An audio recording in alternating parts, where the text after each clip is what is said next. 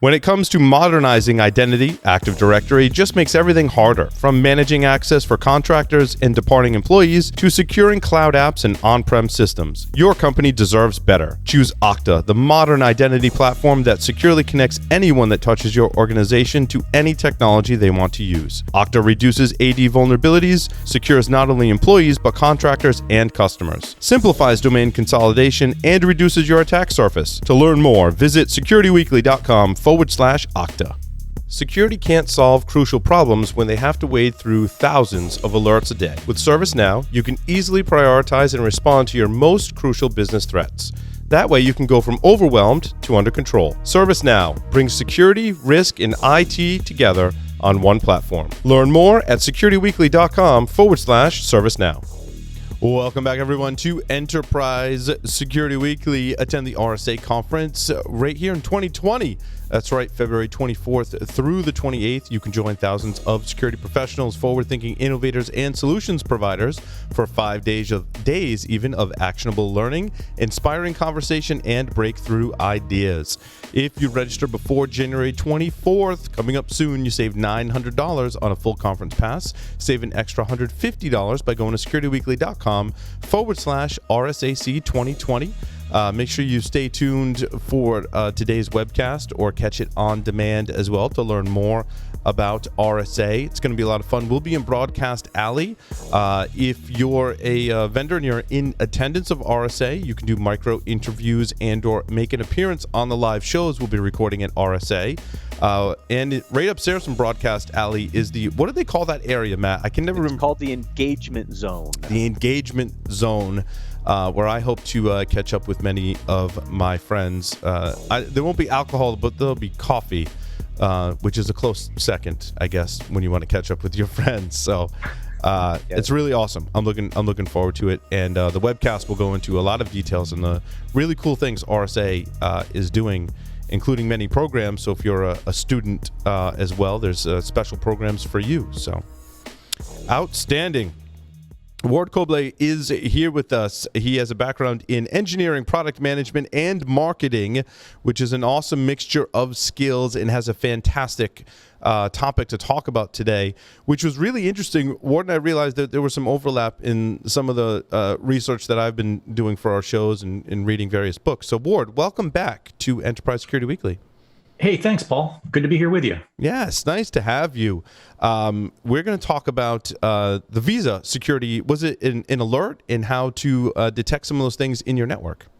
Yeah, absolutely. I was thinking about this session that we had coming up, and a couple weeks before the end of December, Visa came out with 2 back-to-back security alerts that illustrate some really interesting points and some really interesting challenges that I thought it would be fun to talk about today.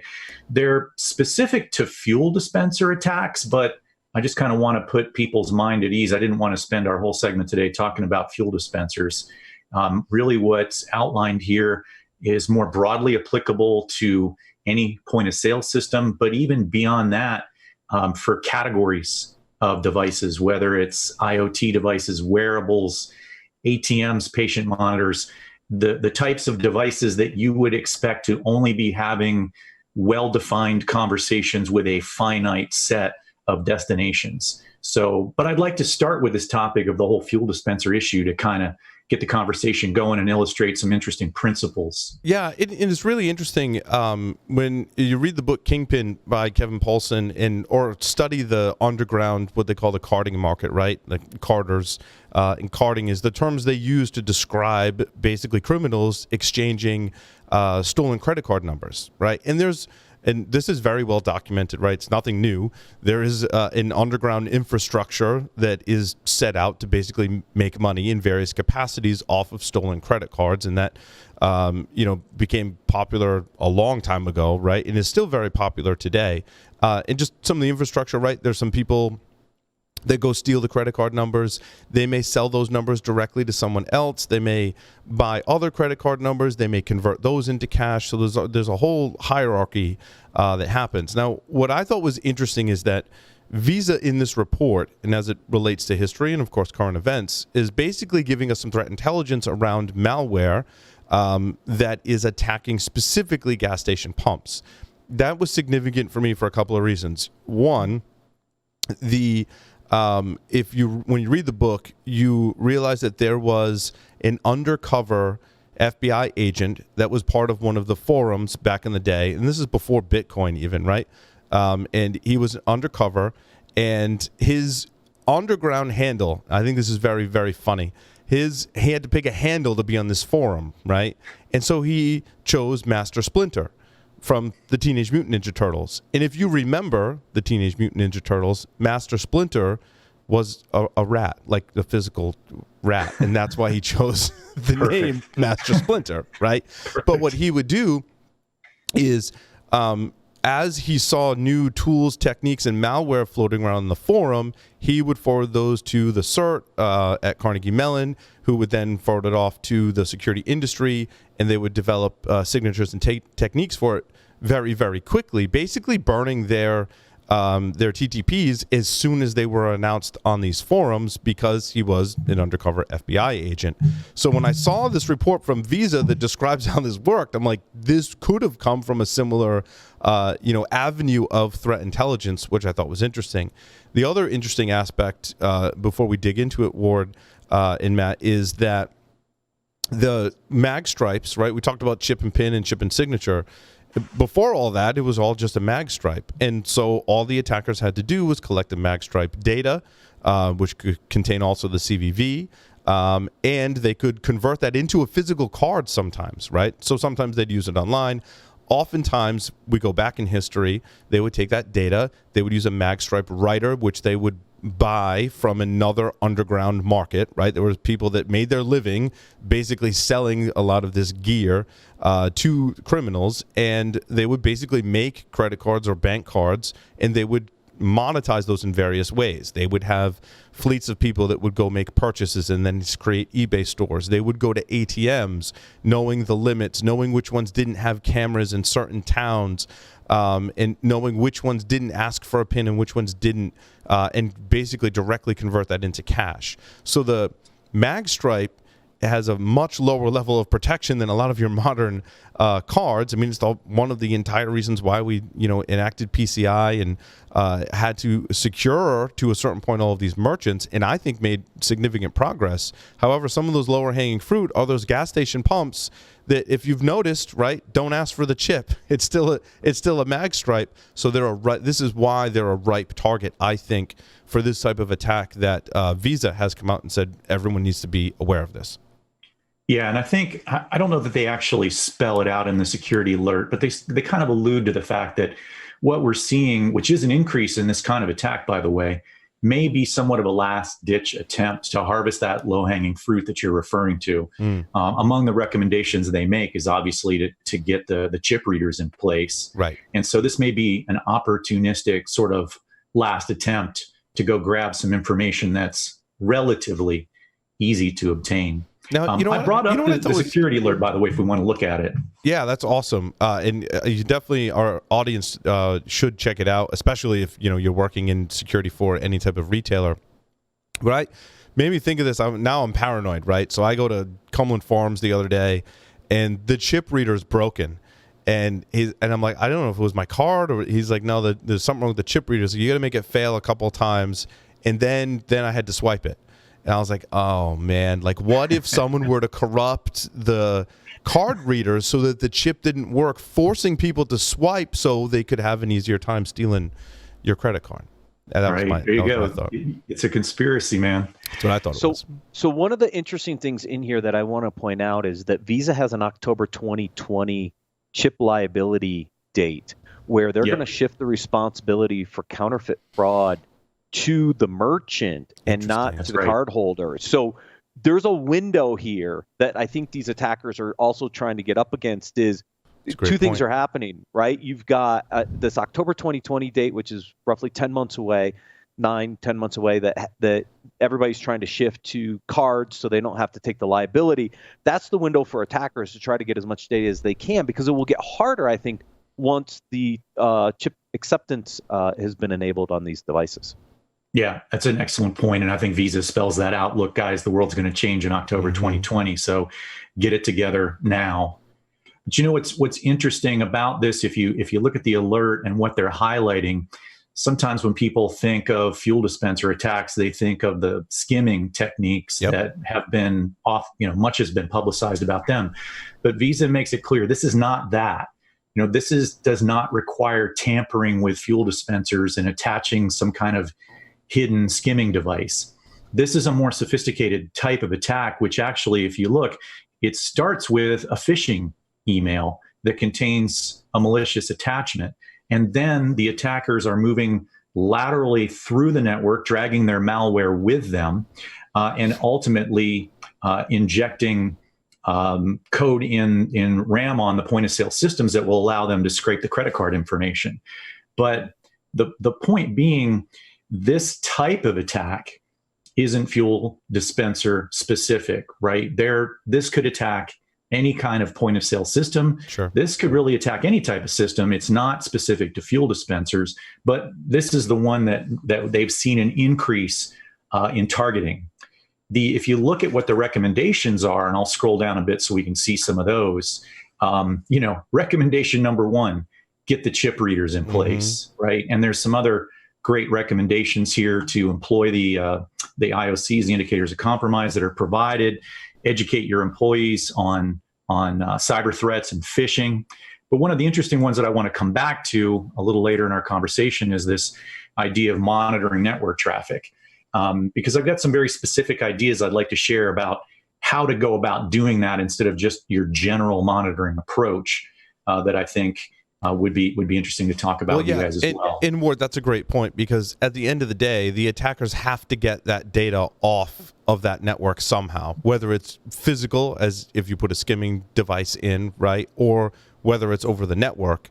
At some point, that you should be able to detect that, right? I mean, you do have a pretty good chance, I think, of that looking like some type of anomalous traffic, that something's being sent somewhere. Now, there's lots of ways, of course, to get data off of it that could look like legitimate traffic, but it looks like the attackers really didn't go through much trouble, right? I mean, they basically list out some IP addresses, or like, your systems are connecting to these IP addresses. It's probably someone collecting their credit card data that, they've been harvesting.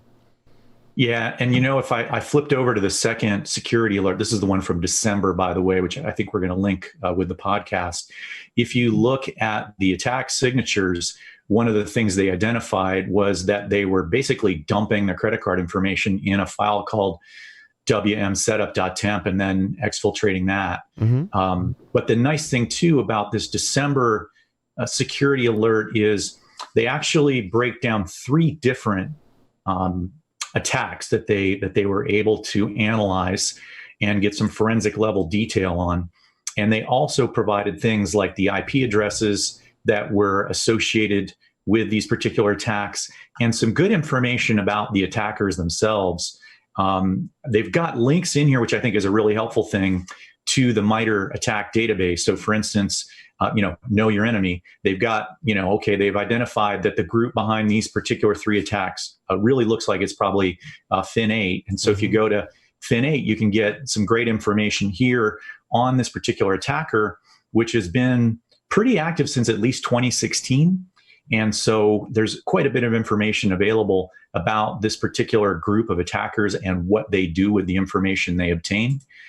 They also detail the fact that it looks like at least one of these 3 attacks was using a variation of what's called punch track, which is specifically geared towards point of sale systems.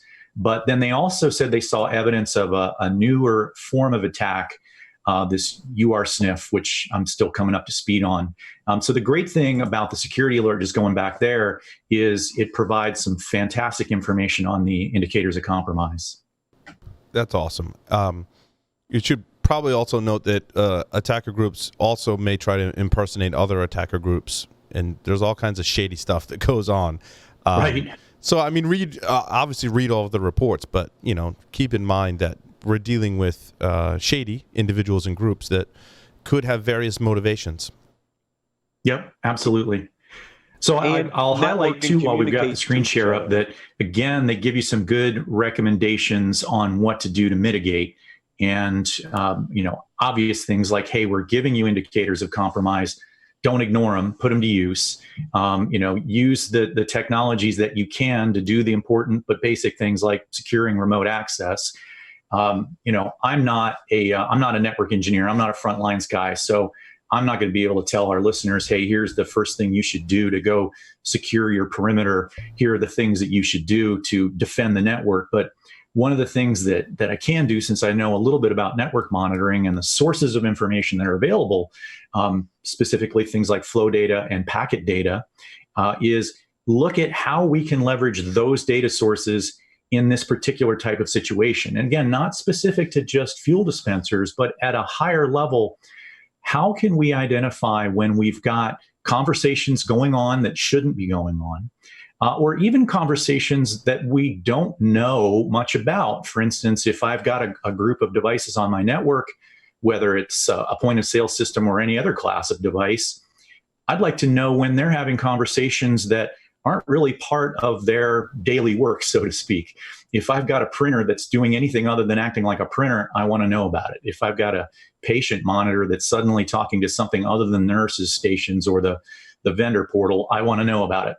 And so using monitoring tools and basic core information sets like flow and packets, we can get a lot of that information out of our monitoring tools, especially when we have the details on indications of compromise like we get in these particular security alerts.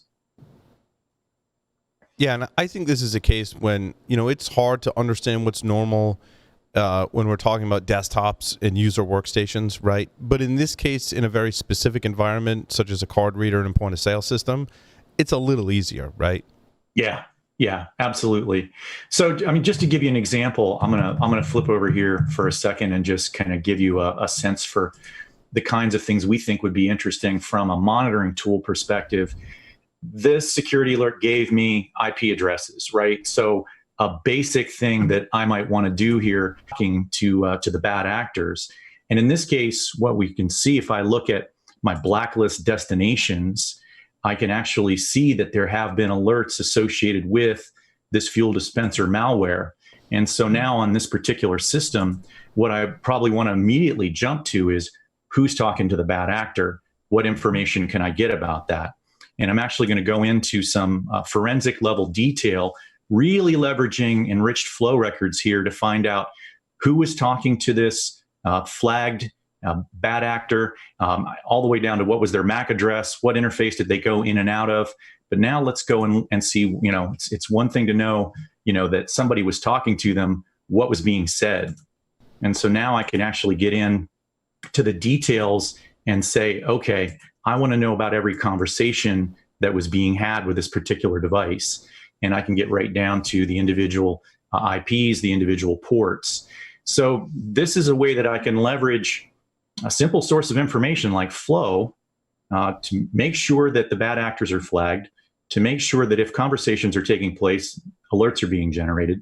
And when alerts are generated, to get right down to the individual conversations so that I know who's talking and I have at least some idea of how frequent an occurrence that is, maybe even how much data is being moved. What's important to have, though, in addition to this is, let's say we've got to this point. Hey, I tried to prevent this kind of attack, but it looks like they got through. There's some data being moved. Now's when our friend packets are really still the ultimate source of evidence, proof, and truth. Having that raw data, like you were alluding to earlier, is so critical for us, because if data exfiltration has taken place, I now need to document everything that happened. Who talked to what device? When did they move data? What data did they move? How much data did they move? So that I have a way of understanding what the impact was. And there's never going to be a better data source than getting those packets, getting that raw wire data when it comes to that step of having to document what occurred. Yeah, because the first question you're going to be asked is, well, how many point of sale systems were compromised, right? Exactly. In this particular case, it's pretty easy to figure it out. If they're talking to a static set of IP addresses, which doesn't always happen, but attacker techniques vary. Their level of laziness varies, right? But even beyond that, if it was Google Drive or Pastebin. Maybe those systems don't really do that very often, but now they do. You've got some other indicators in that Visa report, and you can go back and pretty much do the same level of analysis, right, Ward? Yeah, exactly. So whether it's this particular Visa report and the very specific indicators of compromise that we have here, or just some general principles you want to apply more broadly, look at your network and the devices that you manage, and look at how they might be classified, or even services that are offered on your network. Take something like DNS. I know that my DNS traffic should go to 2 DNS servers for this particular location. Mm-hmm. And if somebody starts getting DNS replies anywhere else, that's unusual. I want to know about it. Web traffic. I want my web traffic to all go through a proxy. If I see web traffic going out some other way, I want to know about it. So creating classifications of services as well as classifications of hosts. And then again, on the host side, hey, if I've got a particular purpose-built device from a specific vendor that only talks to other purpose-built devices, or only talks to that vendor's servers, or only talks to a finite number of destinations on a finite number of ports, tell me if it ever does anything other than that. In this case, if I had a profile set up for my point-of-sale systems, I could immediately say, hey, I've got a point-of-sale system that's talking to something other than a payment gateway.